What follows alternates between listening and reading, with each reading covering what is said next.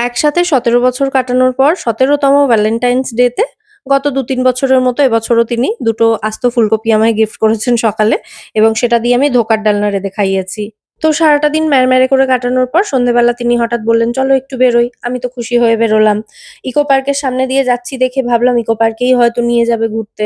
ওমা! দেখি eco park ছাড়িয়ে চলে গেলাম সোজা রাস্তা দিয়ে। তো আমি ওনাকে বললাম যে, "আমি তো ভাবলাম ইকো পার্কে যাচ্ছি আমরা।" তো এটা শুনে ওনার উত্তর ছিল, "এই মধ্যবয়সে আর ইকো পার্কে গিয়ে কাজ নেই ভ্যালেন্টাইনস ডে তে। চলো মন্দিরে গিয়ে ঠাকুরের সঙ্গে দেখা করে আসি।" এই মন্দিরটা তো আপনারা আগেও দেখেছেন, মানে আগেও শেয়ার করেছি ভ্লগে। এটা হলো নিউ টাউন হনুমান মন্দির। এখানে ছুটি থাকলেই আমরা যাই সন্ধ্যেবেলা টুক করে একটু ঘুরে আসি।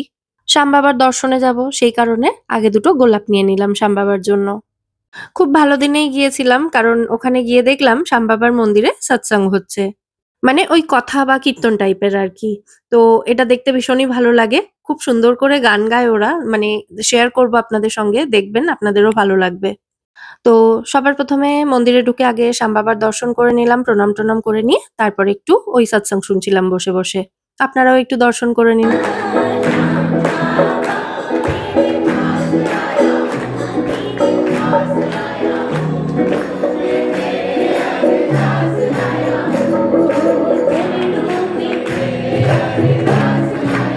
আর যখনই এই মন্দিরে আসি একটা অদ্ভুত ঘটনা ঘটে। সেটা হলো যখনই আমরা মন্দিরে থাকি সেই সময়ই পঙ্খুরি ফোন করে। জানি না কিভাবে ওকে আমরা বলেও যাই না যে এই মন্দিরে যাচ্ছি। তো হয়তো শ্যাম বাবা ওকে দর্শন দিতে চান সেই কারণেই ও সেই সময়টাতেই ফোন করে। তো যাই হোক পঙ্খুরির সঙ্গে খানিকক্ষণ গল্প করে, শ্যাম বাবার দর্শন করে, খানিকটা সৎসঙ্গ শুনে তারপর আমরা মন্দির থেকে বেরোলাম বাড়ি ফেরার জন্য। আর মন্দিরের বাইরে যে দোকানটা থেকে গোলাপ নিয়েছিলাম ওখান থেকেই একটা গোলাপ নিয়ে ওনাকে আমি দিলাম। Happy Valentine's day. তুমি তো ফুলকপি দিয়েছো, আমি ওই জন্য গোলাপ দিলাম। আর নিউ টাউনের দিকটাতে কিন্তু বেশ ভালো ঠান্ডা লাগছিল। তো আমি চাদরটা দিয়ে আতঙ্কবাদী সেজে তারপরে বাইকে করে ফিরছিলাম।